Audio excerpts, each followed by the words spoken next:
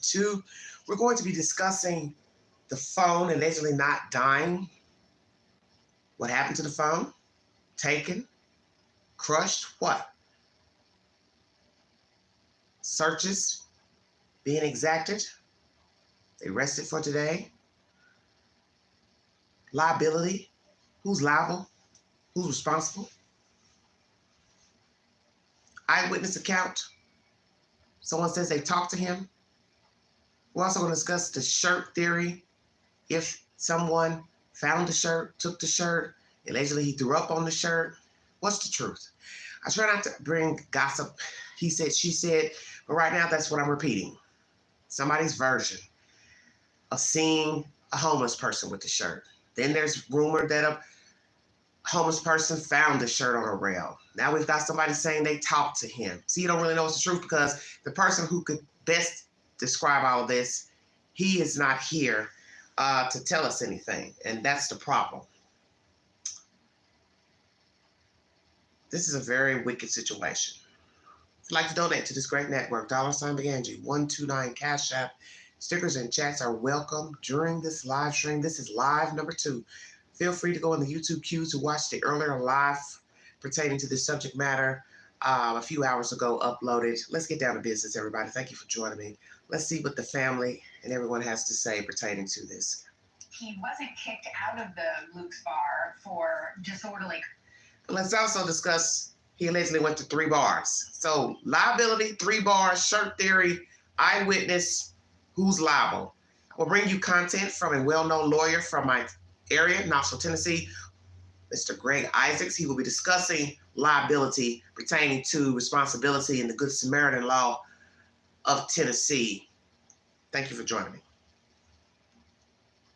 Joining us now with the latest is Chris Didnt, a close family friend of the Strains. Chris, great to have you back with us.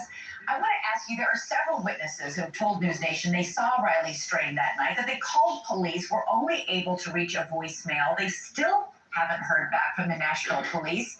What is going on? We're not sure. We're scratching our head on that ourselves. The latest video that did pop up last night, the couple, we were blessed. They actually reached out to me. Our family is going to get to talk to them this evening. I've been emphasizing how much downtown Nashville is a tourist attraction. We probably have a lot of witnesses that may have seen things that was only there for 12, 24, 48 hours. This couple was one of those. They actually walked. Their parents, the mother reached out. She saw Riley. She made a comment of like, "You're not driving tonight?" And he goes, "No, ma'am." And that is literally incredible news that we've gotten for that. We're still trying to piece out if that was before the body cam footage of the police officer or.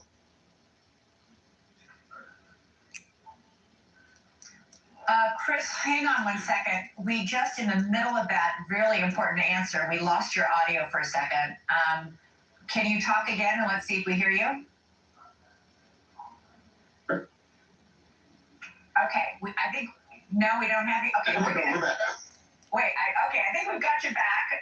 Don't you love technology today? Okay, so this couple saw them, saw Riley Strain. She asked if you're driving tonight. He assured her he wasn't. We don't know if this was before or after Riley Strain then walked past that police officer. But has this couple spoken to the police? They have finally was able to contact the police. They reached out several days prior. But they have been in contact with the police and turned over their information. Okay. And I want to ask you about whether or not the police have gotten any video from any of the fraternity brothers about their activities that night. We know these kids, these college kids especially, take lots of selfies, take lots of videos when they are out. They were all out having a great time. Did any of the fraternity brothers provide any cell phone video from that night? We have not been told that anything like that has turned up. And you're exactly right. They do take TikTok, Instagram. They're constantly posting where they're at, the clubs, etc.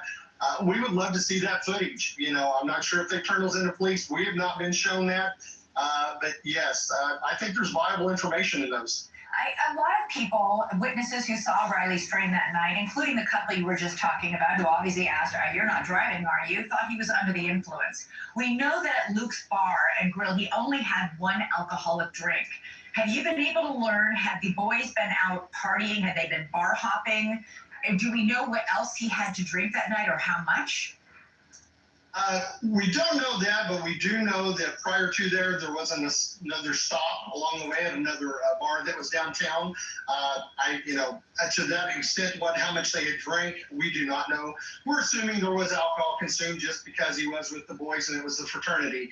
But unfortunately, the credit card doesn't show any extreme purchases up until the very last purchase at Luke Bryan's. And you mentioned to me last night on this show that he wasn't kicked out of the. So we finally get information. He says no extreme purchases leading up to Luke. So are you saying that he only purchased the one drink? I wish people would just say things in terms. He bought 2 drinks at this place, 1 drink at this place, or however many. Luke's bar, he bought 1 drink, 2 drinks. Just say how many drinks he bought.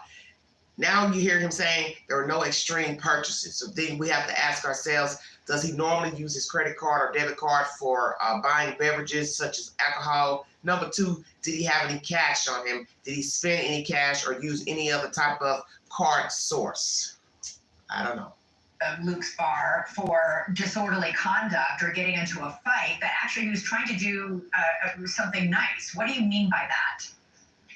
Well, what we've been told, and this was, third-hand information, and we weren't at the bar, but we were told that he was trying to help somebody. There was miscommunication with the staff and possibly the actual bar.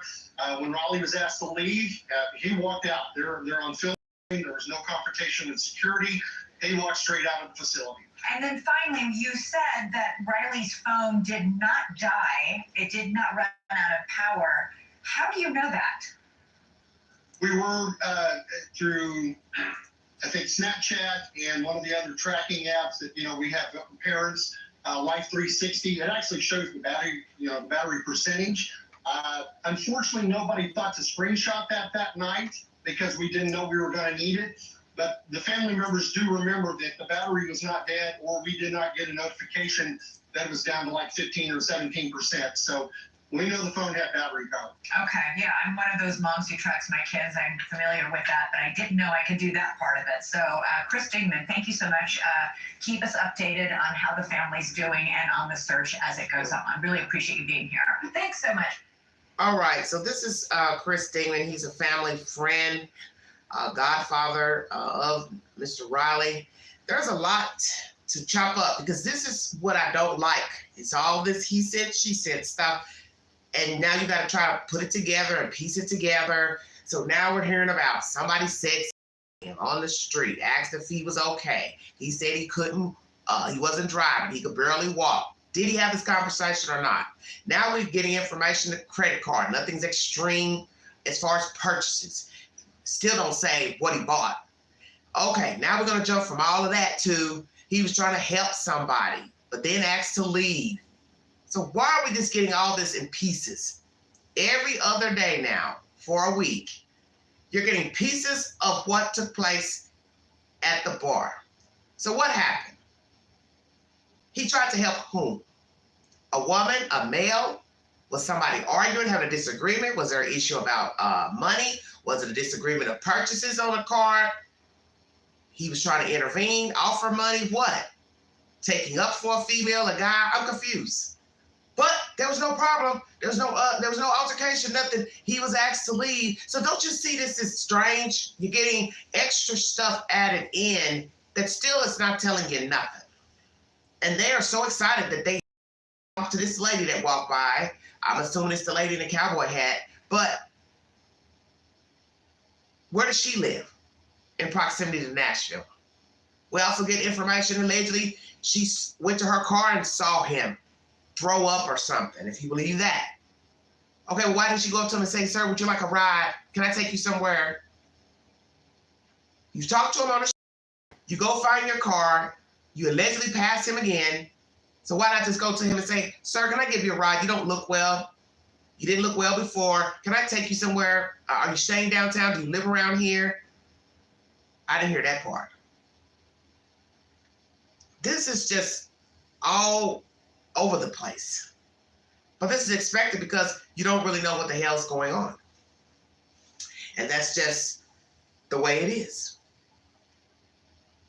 So he's talked to some people, conversation, phone didn't die. They were able to track his phone, very interesting.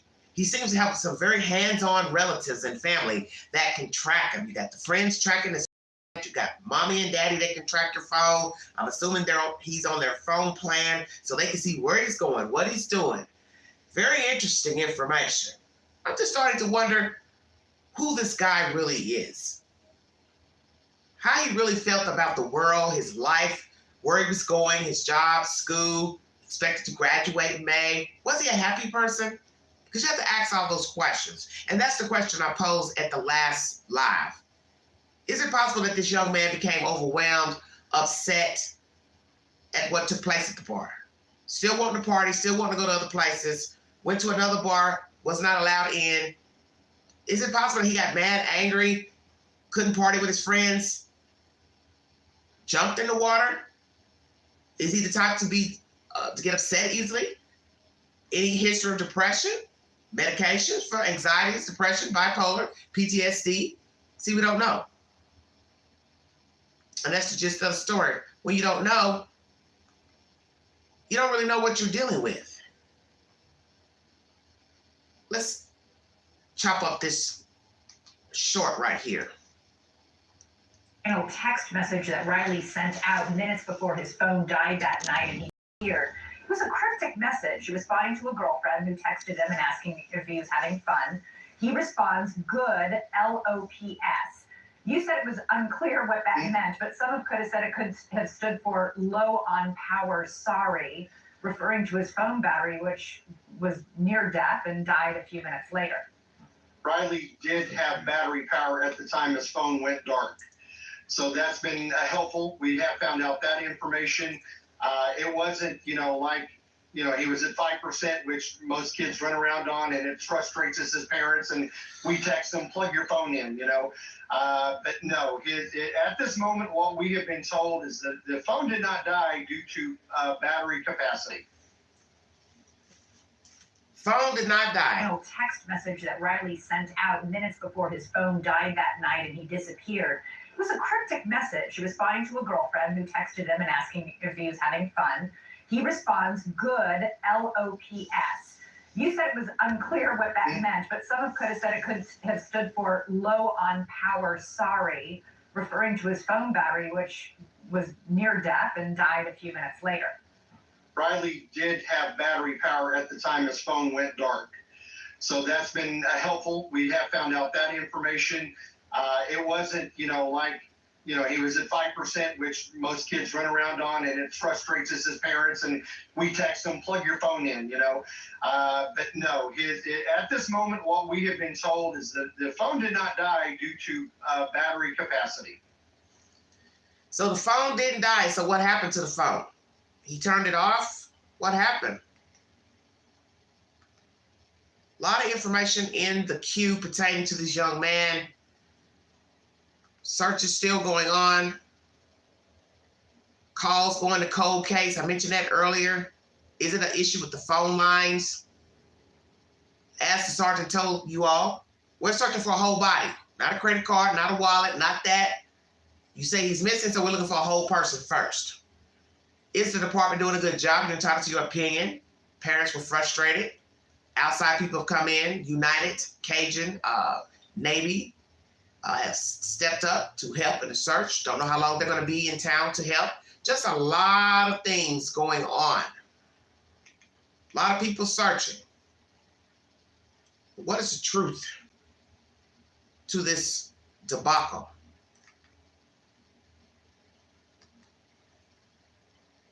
Let's talk about liability pertaining to this case. Who's liable at this point? Somebody didn't do their job helping out. WATE 6 News on your side, my local news here in Knoxville, Tennessee. Let's chop up liability pertaining to this case. Thank you for joining me.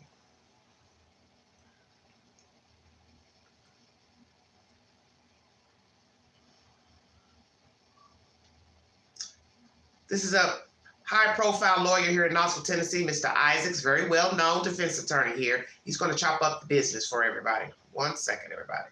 We'll play a little bit of that information.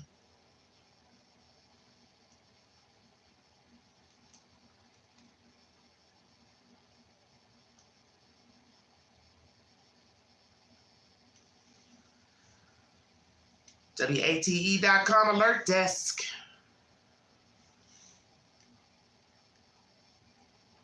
So many minds, so many people are online, going down the rabbit hole, if you will, to find out the latest on Riley Strain, the 22-year-old Missouri college student who just disappeared in Nashville. He's been gone now for 12 days. There's his picture. We also have, the security video that we've been over and over showing him really lurching along the streets of downtown Nashville after being kicked out of Luke Bryan's bar. You see him right there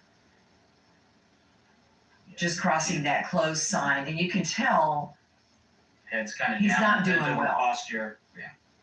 But he's still moving. He's still moving. Yeah.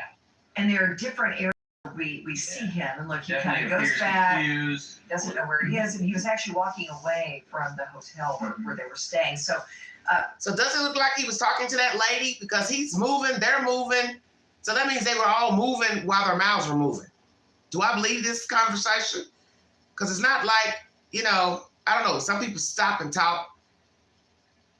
Some people walk and talk. So you're entitled to your opinion if she had anything to say to him. The gist of the story is, who's going to verify that she talked to him? He can't verify anything because we don't know where he is.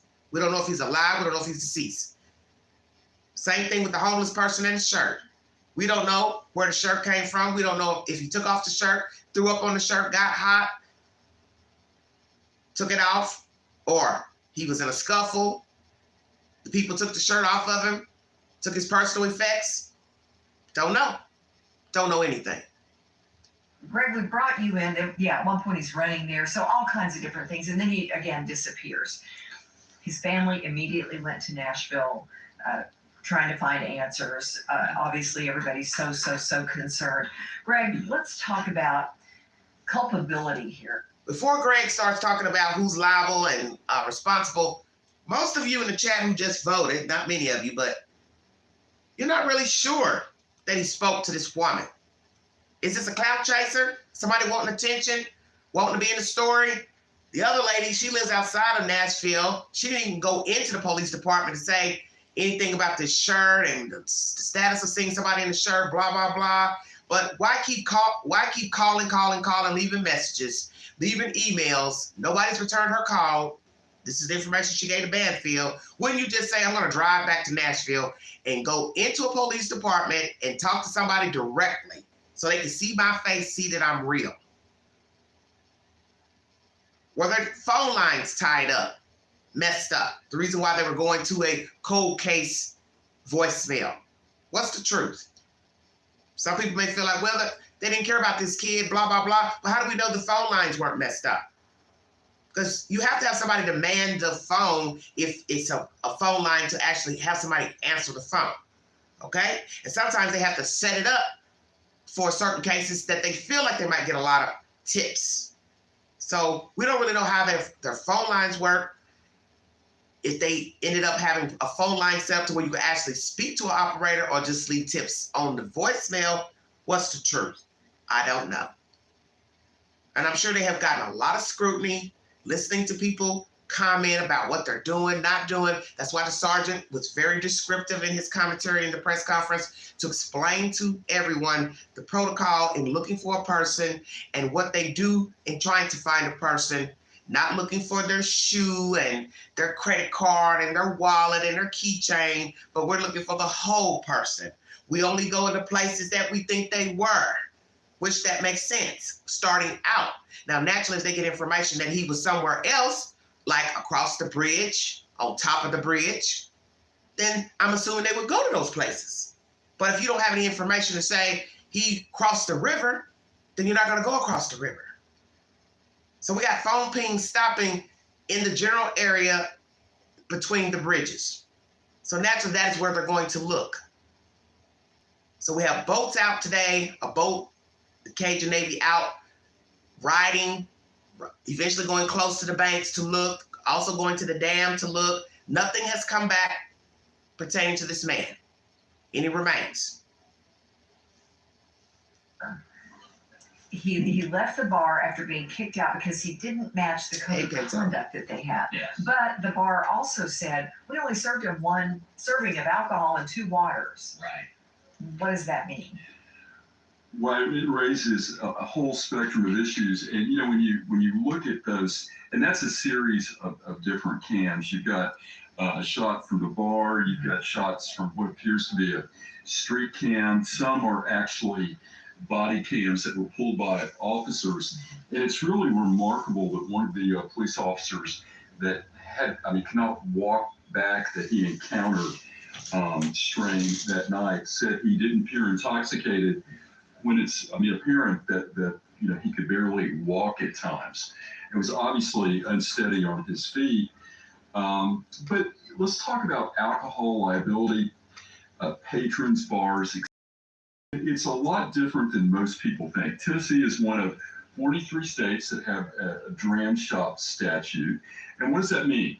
A bar cannot be liable for serving or furnishing alcohol unless there are 3 things. 1, you serve someone that is obviously intoxicated. 2, you serve someone that is a minor. And 3, you have to prove that the furnishing of alcohol was the proximate cause of an injury to a third party, not you. yourself, not you. you. So under Tennessee law, we have comparative fault. And basically, if you're partly to blame, and let's say 51 to 49, then you could not recover in a case for negligence. And you know, that's why in Tennessee, unless there is some gross negligence or someone assumes a duty, there is not first party liability for a business or a social, unless there is some extreme negligence. Well, let's talk about that.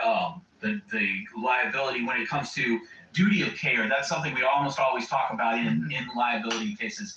If and this dram shop law, it is in all likelihood to protect the bar itself.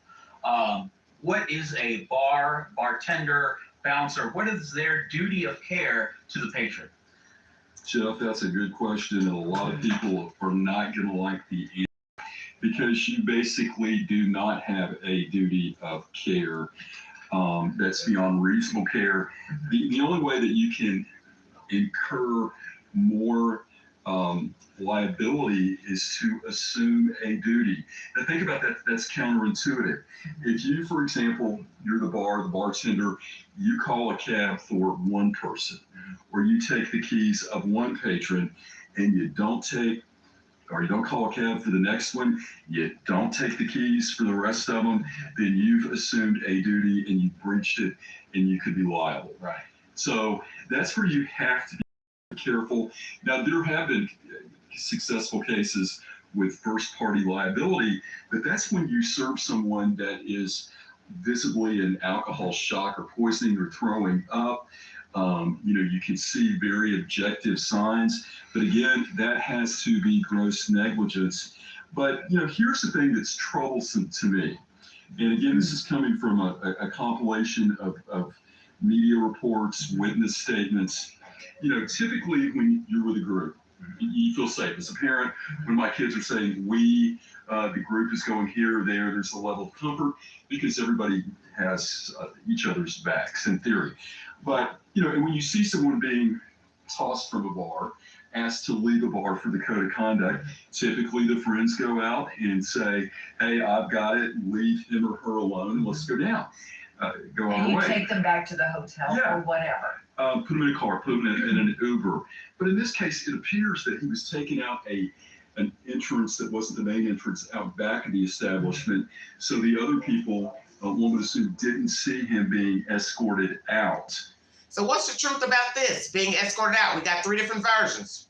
Back door, side door, front door. And as you heard Mr. Isaac saying, back door, because I don't think we even know what's the truth about which door he exited out.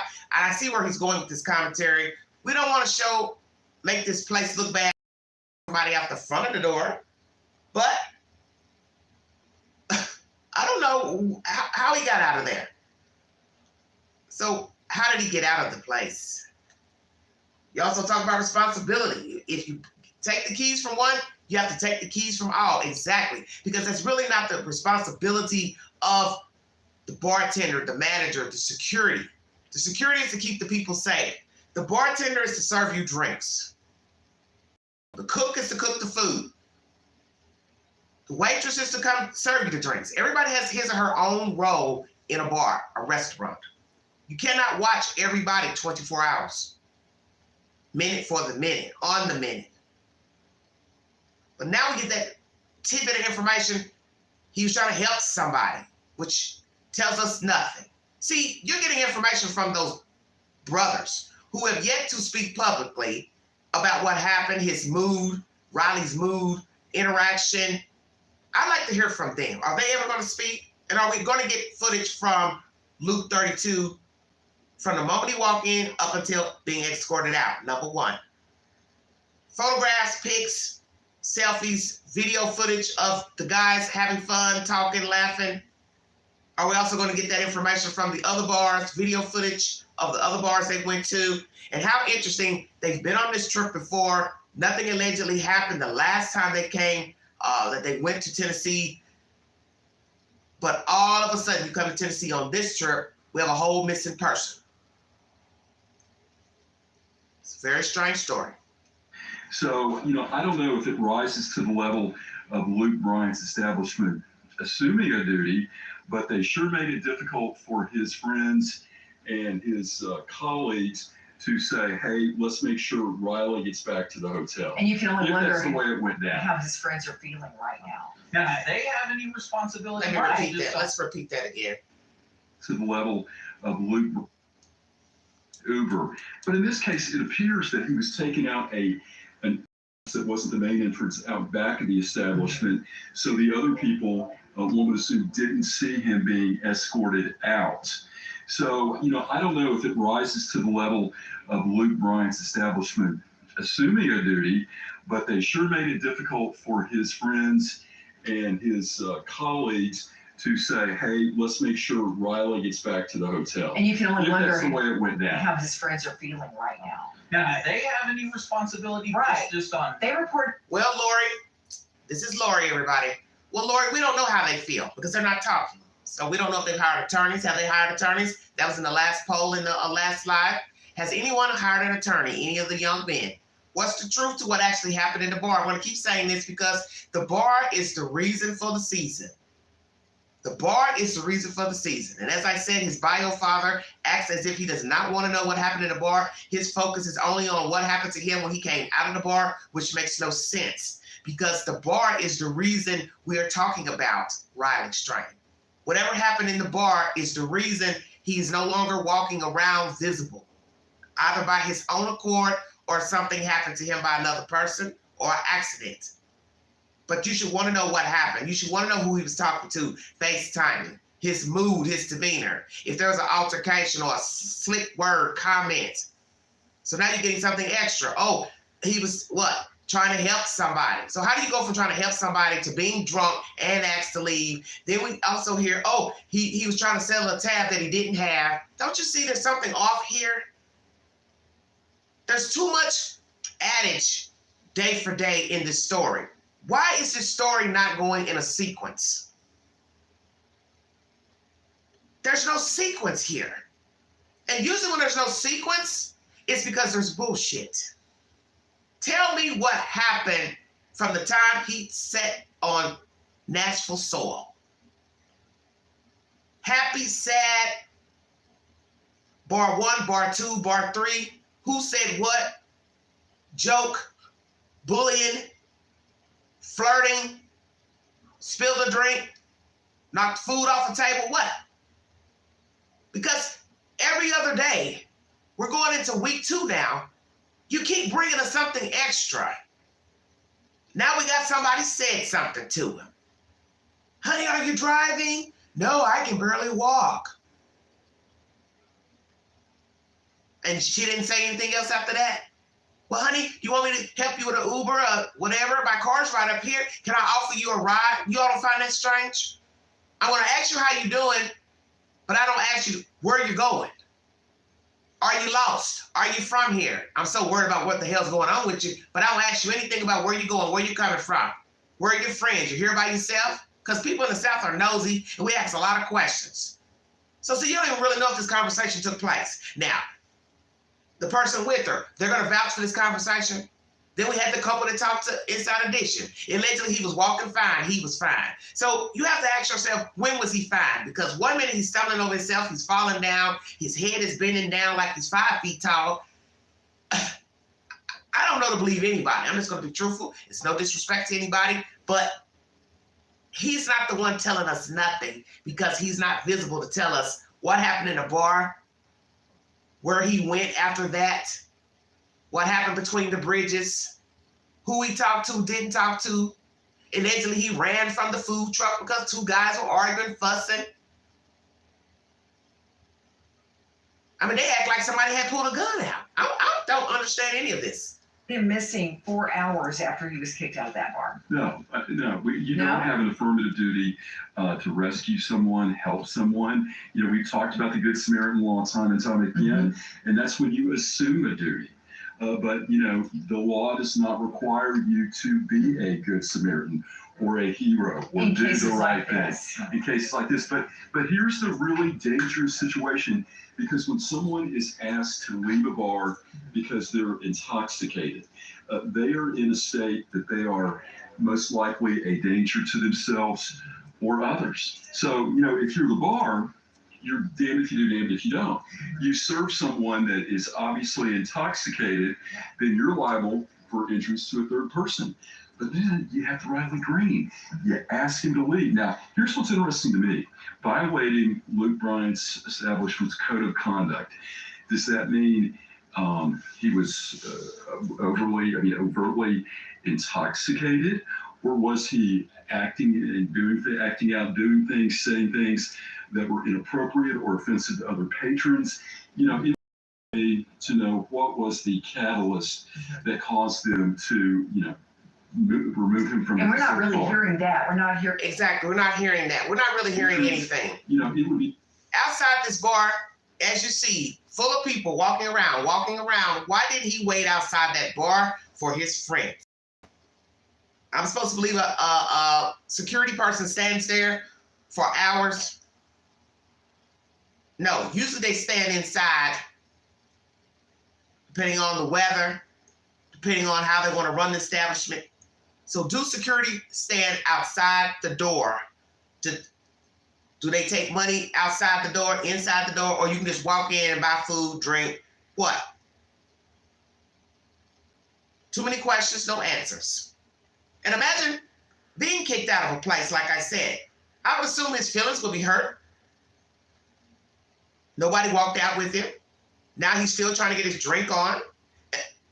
But he can't make it into the second bar because he's visibly drunk, allegedly. Allegedly, he threw up, says this woman. So then you have to think about that. Why would he want to go get more drinks, but he ends up throwing up?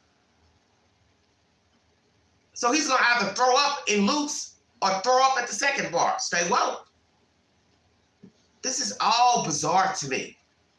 So now I have to ask myself, did he not know his drink limit?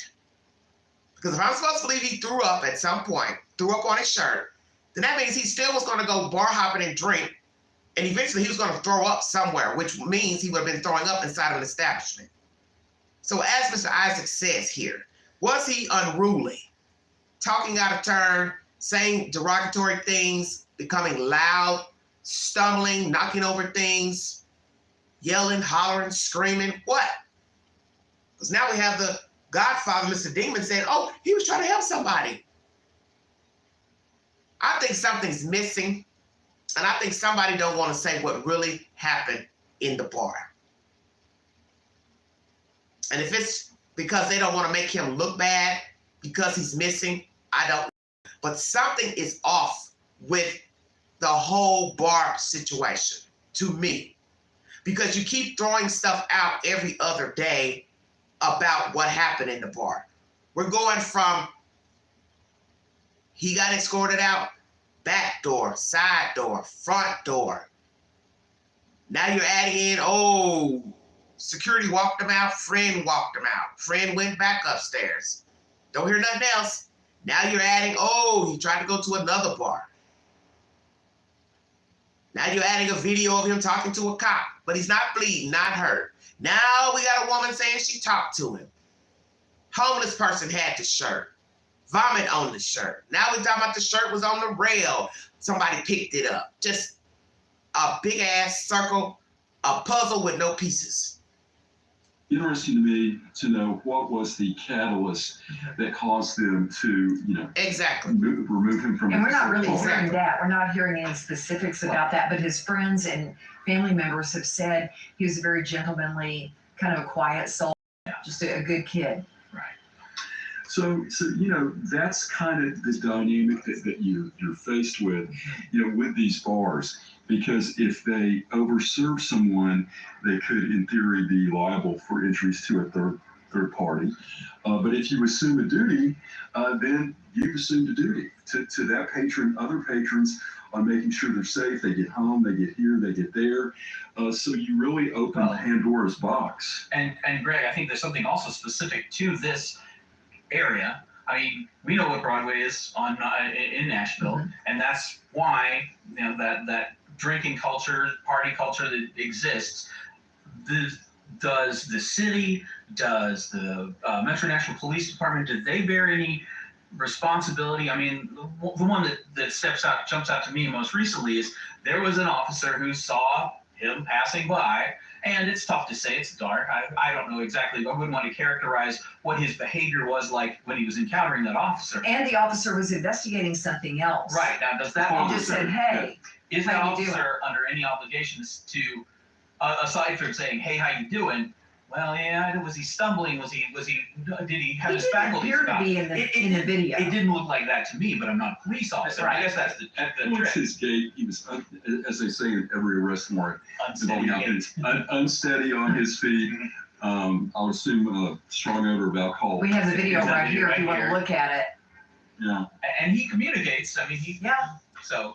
No, Now somebody said, I'm sure the officer could smell it. Well, that's a few feet over. You can't say that the officer smelled liquor on him several feet away. And if he did smell alcohol, it went up to him to say, well, sir, are you publicly drunk or woo woo woo? But the point is, he didn't look like he was in duress. That's the point. He didn't look disheveled, beat up, bloody. That's the point. Didn't see him arguing, fussing with anybody to intervene. Because I would think the cop would be looking at him and anybody walking around because he's there at a car with a busted out window. Why would a cop not be looking at anybody? Hell yeah, I'm gonna look at you. I'm gonna look at everybody walking by because I don't know who busted out this window. The cop would be crazy not to look at him. It doesn't matter that he's walking up, but I do find it strange you didn't ask. You see somebody running? Did you see anybody running by? But we don't know how long he was on the scene either, the cop, pertaining to this truck. in answer to your question, Jeff, no. But if you put him in the back of the cruiser and then he started aspirating or doing something, and we've had cases like that recently in Knoxville, and you don't take someone to receive medical care, yes, then you would have a duty of care. But just walking on the sidewalk now. From what you've seen And think there. about this again, the law, and this is one of those sad cases that you're damned if you do, damned if you don't, because I mean, ICAP parents and students from UT, when they get arrested for doing the same thing, walking down Cumberland Avenue, why didn't they just leave my son alone? Right? It's a college campus. It's whatever. Well, in this instance, we're all going, well, why did you not arrest Riley Green for being publicly intoxicated? And then helped him and put him in the Metro City Jail, and then let us, It's save easy his to have life. It's a Friday night on Lower Broadway. You'd have to have a. Very good point. You damned if you do, you damned if you don't. If he didn't seem, overtly drunk, why is the cop going to arrest him? Had he got arrested, somebody would be complaining about that, as you heard Isaac say. Why are you messing with my kid? My kid's on a public campus or a public street trying to enjoy himself. Well, we do know it's against the law to be publicly intoxicated. You cannot be publicly intoxicated. But obviously, no red flags went off to the cop that would lead him to go over and say something to Riley. much bigger jail. Well, and there was one owner or worker at one of the smoke vape shops where some security video was captured.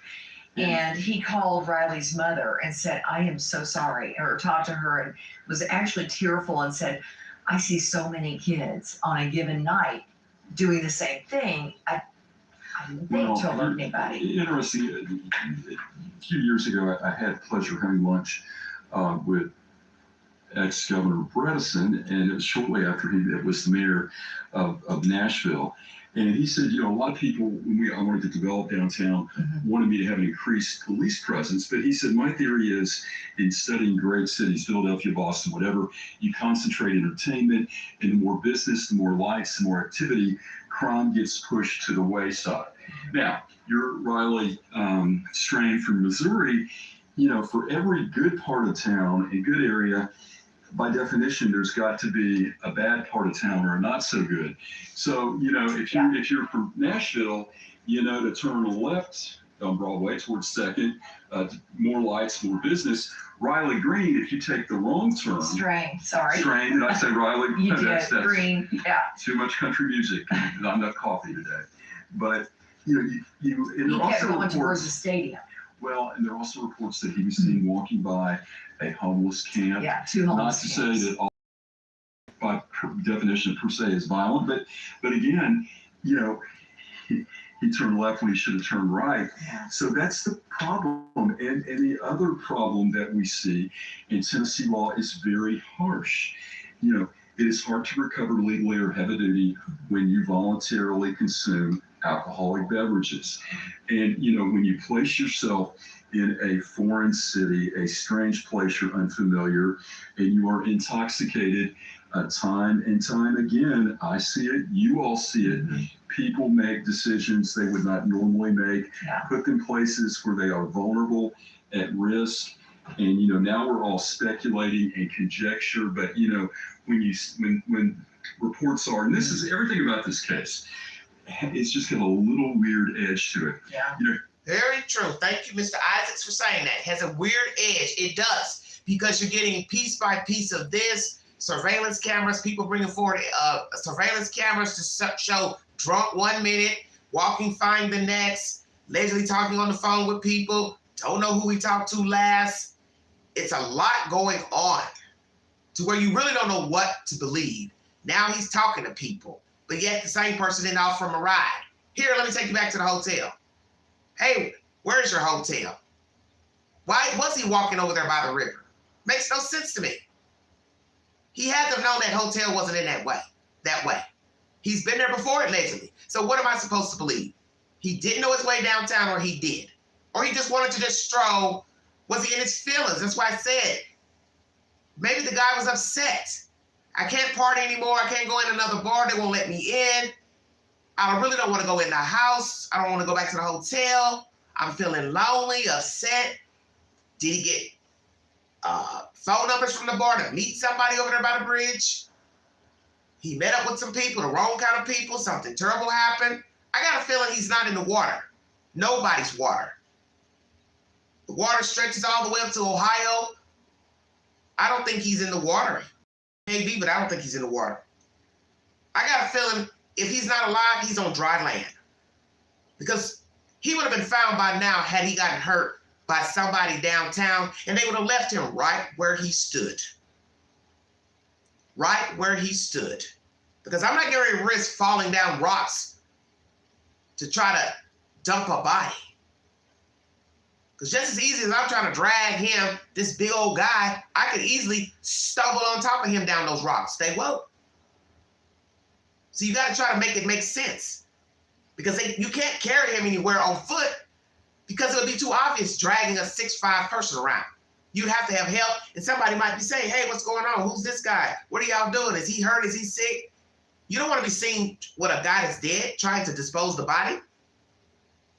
Got to make it make sense. On foot, it will be too hard to dispose of his body. You haven't found him in an embankment, a camp, then more than likely he's not downtown. We're going into week 2. Nobody has surfaced in Nashville or outside of Nashville, wherever this damn river flows. Where is he? His identification was found near the Cumberland River, but not by law enforcement. By By social TikTokers. media, by the TikTokers. So, And it was his bank card. yeah. And police continue to say, today, we do not suspect foul play.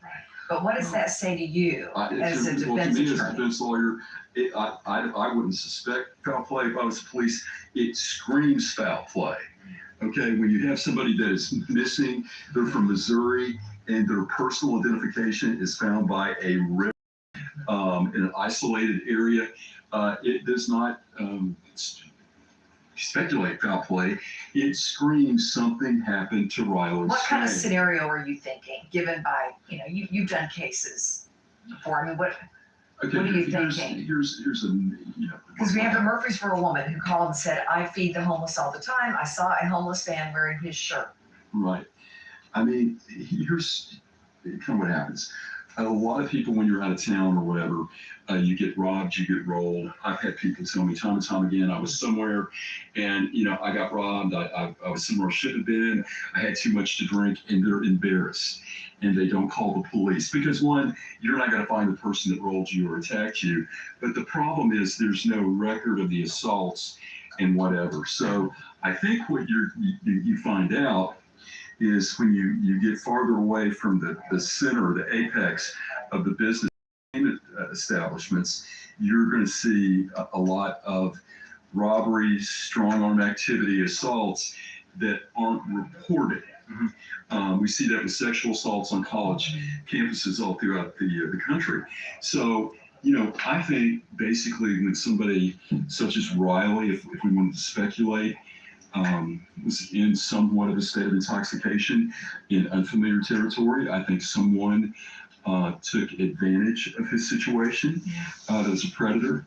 And my prayers and thoughts with his family, and I hope it turns out to be something miraculous, something very positive. Wouldn't that be something? Wouldn't it be something?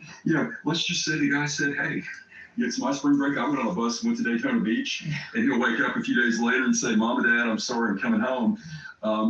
Exactly. Could this be a situation of a guy who just ran off, wanted to do his own thing? So many possibilities. Because we're hearing all types of craziness goes on with people who drink, as you heard Mr. Isaac say in this commentary. This is why I keep saying you don't know him. You don't know his mindset. You don't know his temperament. You don't know what he was going through. Could he be the type of person that he became fed up with life? He got fed up with his job. He doesn't like his job. He knows he's got to graduate in May, but was he excelling to graduate? Was he failing his courses? Was he having girlfriend problems, boyfriend problems? I don't know. Identity issues. See, you don't know. Maybe he went there deliberately to meet somebody on the trip. Was it an act, him acting drunk in the bar? I don't know. But I would have to say he carried the act a little ways outside because he did seem drunk. One of those video clips with his head bent down and looked like he was tending to his head. But there's so many possibilities. Does he have a mental problem, mental disorder, bipolar, schizophrenia? See, you don't know. Could have been upset because alcohol is a downer. And you could be up high feeling good one minute, and the next minute you're thinking about what somebody said or did to you yesterday, 5 years ago. Bad relationship. Oh, I miss her. I wish I was still with her. So imagine if he was coming down off the alcohol and just felt some type of way, got in his feelings. And he just kept walking aimlessly and walked into trouble. And as you hear Mr. Isaac say, he believes perhaps he met, the wrong person. But hopefully something miraculous can come out of this. And he pops up, jumps up, shows up. I'm alive, I'm okay. I bumped my head, didn't know where I was, didn't know I was Riley Strain. Hope for a scenario like that, but there is, being familiar with that part of Nashville, there are some places that I think one would want to be alone and place himself in a position of vulnerability. But what we try to do here is are there any legal answers? Are there any legal things? And at the end of the day, they're not. I don't think anybody's liable for this first-party conduct. I don't think Riley and Strain intentionally overconsumed alcohol on spring break. I don't think the police officer that let him walk past, maybe doing him a favor, is legally liable. So it is just a very unfortunate situation. And again, let's hope that there's a miracle waiting down the road for Riley Strain and his family. Let's hope so. Let's talk more about this at 5:30. Let's do it. All right. Thanks for being with us. All right, everybody. WATE News is the source of this information. Greg Isaacs is the gentleman that you heard speaking. He is a very prominent defense attorney here in Knoxville, Tennessee. WATE News is the source. So we've got a lot of he said, she said pertaining to this young man. We have an organization in Nashville searching for him by boat, people coming in by foot. All types of things are coming out allegedly. You're entitled to believe whatever you want to believe about this story.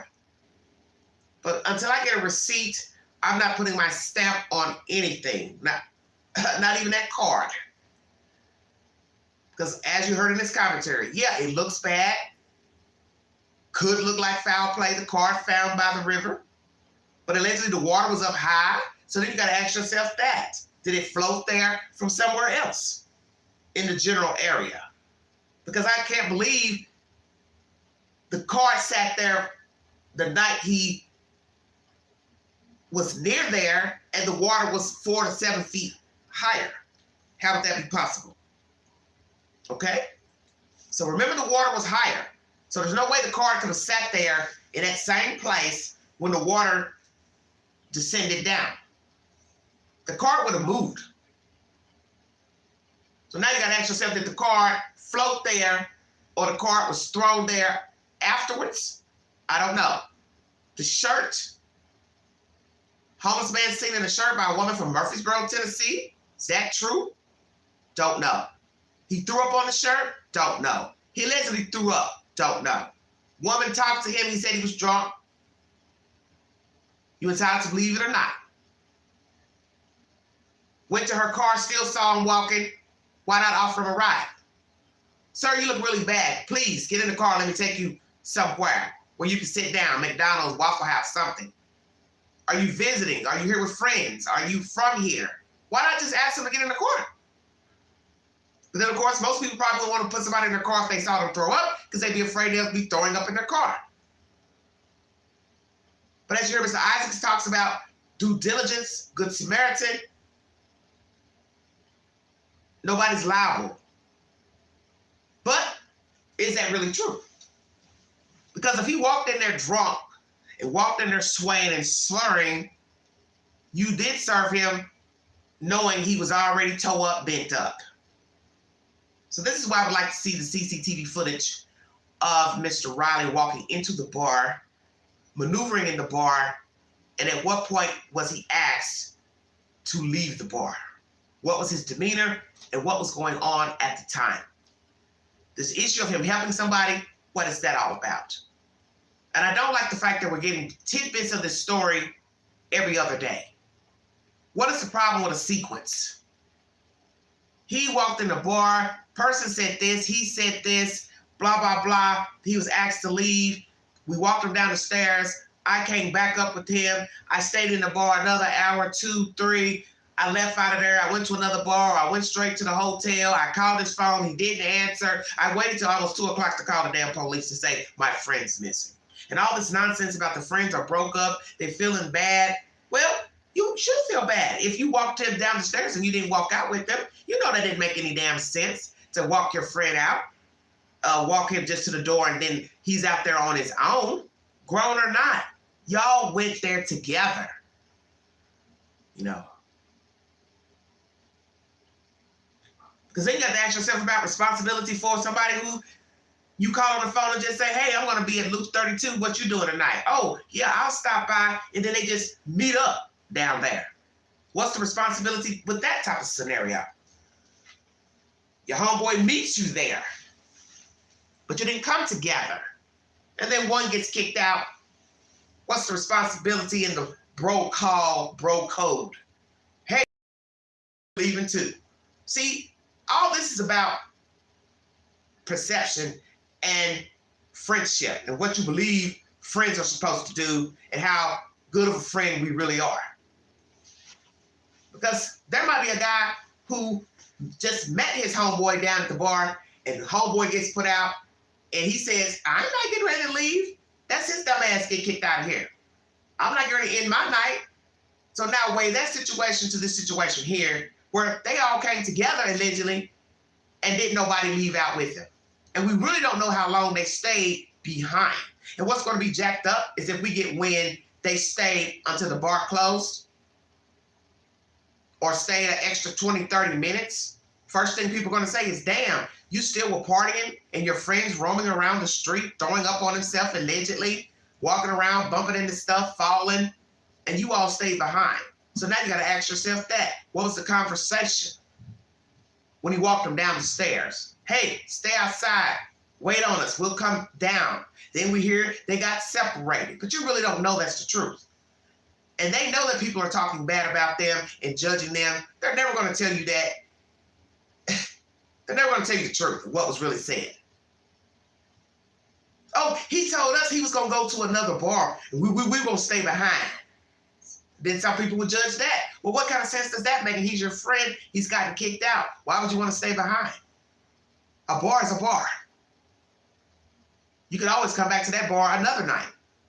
Why not pay your tab and tell him, hey, wait outside. We'll be right down. Do not leave. So we don't even know the conversation. Where is Riley Strain? Alive or deceased? In the water, hasn't floated up in the general national area or somewhere else connected to this Cumberland River. We hear of a man floating up Sunday, no identification to who he is, how he got to be in the water, how long he was in the water. If somebody found a missing person, report on that Hispanic male. Card found near the river. Don't know how long it was there, how it got there. By Mr. Riley, accidental, incidental, or somebody threw it down there. And it's a nice little ways near the water. So how did the card get down there? Who was he talking to that night? Was he going to meet anybody that's not from Missouri? How many people did he talk to? We also get information that when the woman was talking to him, the people on the phone were saying, oh, he's okay, he's okay. So allegedly, the woman said she heard two people talking, two different voices. That's sure a lot going on that I really didn't see in that video of him walking by because it happened so fast. So allegedly, there's a phone conversation of him and two people on the phone and a woman and somebody else walking by in that little clip we saw. Awfully fast footage, if it's true. Oh, he all right, we got him, we gonna get him home. So was it an actual conversation? Two people on the phone talking to him, video chatting, saying, we gonna get him home, or on speaker? And who might those two people be? Strangers he met in the bar? Or his frat brothers? Or people from Missouri? Oh, we're gonna get him home, we're gonna tell him which way to go. I don't know. Then you gotta ask that question. Why didn't he GPS his way back to the hotel? Why was he walking in an area that had no businesses? Was he familiar with downtown? Was he familiar with the area he was walking in? Did he meet foul play under those bridges? Or he ended up walking past those bridges and met foul play? I don't know. What is the truth to this Riley Strain saga? See, I'm afraid to hear anything else because nothing is making any sense. And you heard Mr. Isaac say, this is weird. And he's a defense attorney. He's been practicing a long time. And I really wish he would have elaborated what he meant by weird, because it is weird. There's something off with the story. And usually when it's off, it's probably because it's not what people think. And that's the whole point. You don't know what to think. You just know a young man is missing. You're getting tidbits of a story and he said, she said, you don't really know what's the truth. So will they ever find the guy with the shirt, allegedly? Did he throw up on the shirt? Did he take the shirt off, or did somebody take the shirt off of him? Was he beat up, hurt, assaulted, rolled down in the water, or he willingly went in the water? Did he unalive himself? Became depressed, upset? Don't know. How long is this search going to go on? How long is this search going to go on? Because at some point, you know it's going to come to an end. And then where will the parents be with the city of Nashville? Or are we talking about something more diabolical than a person being unalive? Are we talking about a young man who checked out mentally pertaining to his life? Are we talking about a young man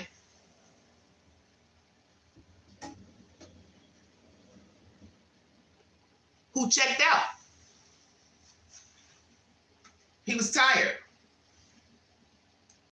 Didn't want to be bothered.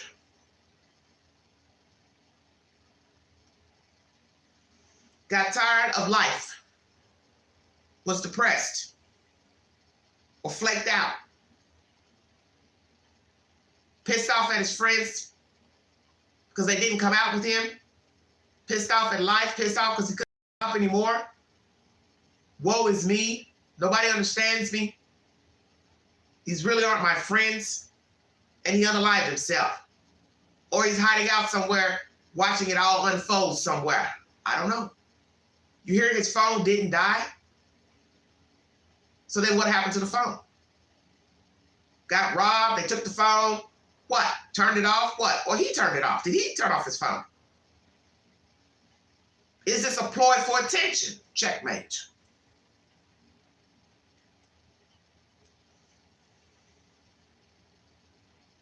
Is this a ploy for attention? I'll show them they left me, so-called frat brothers. He's hiding out somewhere. But then you got to say, well, he had to have a way to get some money. We haven't heard of any odd transactions or removal of money from his card.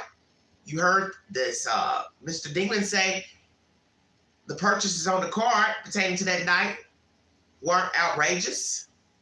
But did he buy only one drink and the 2 waters? What is the truth to that? What will the Alcohol Commission find pertaining to his purchases and his demeanor at Luke 32? His demeanor at the other places he frequents? How did the other guys look? Were they inebriated, but they didn't get thrown out? What is the truth to what happened in that bar? Because in the end, no matter your thought process, what you assume happened with Mr. Riley, whatever happened in the bar at Luke 32 is the reason for the season. Whether his father, mother, stepfather, the father's wife, whomever, Mr. Dingman, the cousin, Pookie, Ray, Bubba, no matter what you think, whatever happened at Luke 32 is the reason you are in Nashville, Tennessee looking for Riley Strain. Because had not been in that bar, you would not be talking about your son on the news. So it is time for these people to acknowledge that something happened in that bar. Because they have been on this trip before and a frat member did not come up missing. That's the bottom line.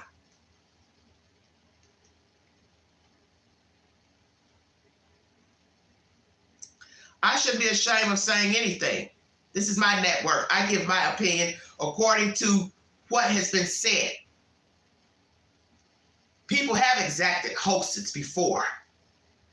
You obviously don't watch the news.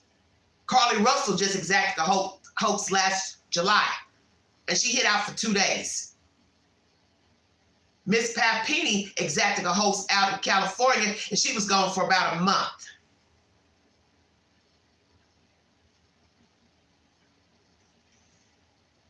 You don't know what people are going through time. This is just a commentary channel giving out possibilities of what happened to him. He could be alive, he could be dead. He could have left out on his own, he could be hiding out. What's the big deal? college student exacted a hoax many years ago. She sat out in the woods in the winter, dead of winter in the cold, hiding out. Everybody's around town looking for her. She was there in the woods deliberately. So anything can happen.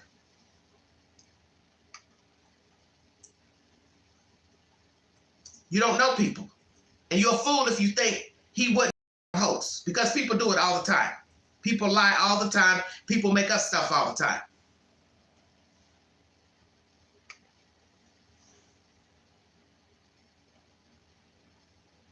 That's what amazes me about people thinking you know people. You don't know this man. You don't know anything about Riley Strang. You don't know what he's going through. You don't know if he has a mental problem. You don't know if he's schizophrenic. You don't know if he has issues with depression, if he's bipolar. You don't know if he has a tendency to lie, to exaggerate things. You have no idea. I'm not here to say he's a liar, a narcissist, a sociopath. All I'm saying is anything is possible. No different than when somebody goes missing and somebody points the finger at the wife or the husband. And then you start hearing all these ugly things that went on in their relationship, and somebody says, oh yeah, he did it, she did it, and then you find out they didn't do it. I watched a story on A&E this evening. Everybody may have thought this man killed his wife back in 1981. He couldn't move on. He remarried. He had children, but he couldn't move on past this woman. And then you later find out with DNA testing, somebody they knew strangled her. Why he do it? He would never tell why. But just imagine the guilt this man carried for years, wondering what happened to his wife, and then small town gossip, people thinking he killed the slave. So you can't say for sure what happened to somebody that went missing or found deceased. That's where CCTV footage comes in. That's where data on your phones come in. Eyewitness testimony comes in. The state of the person's mental state, how they were talking, how they were acting.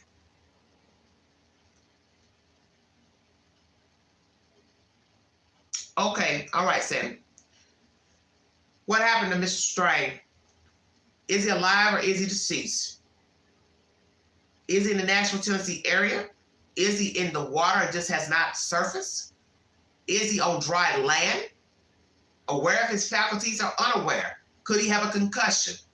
Don't know where he is. He doesn't know he's Riley Strang. He doesn't know that he's missing. Then you got to ask yourself, well, how's he surviving? How's he eating? How's he drinking water? How's he staying hydrated? Is somebody hiding him out?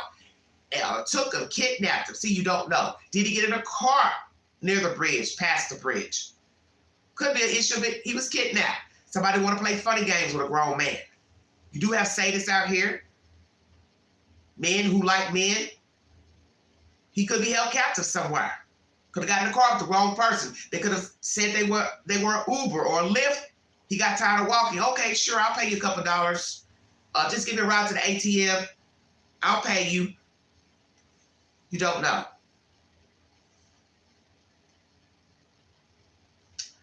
Liability. Who is liable? Mr. Strang, his friends, the bar? Will the Alcohol Association find fault with the bar? Luke 32. Allegations of someone talking to him, seeing him throw up. Homeless man being seen in his shirt, similar shirt. Is that true? He took the shirt off, hung it on a rail. Homeless man, and as it says, he picked up the shirt. What's the truth? Is this an issue of clout chasing? People wanting attention. The card found near the river. Says it's his card. Identical bank. How did it get there? How long has it been there? Who put the card there? Did he fall in the water? Jump in the water? And the card was on his person. His pocket. Front pocket. Back pocket. Pocket on his shirt.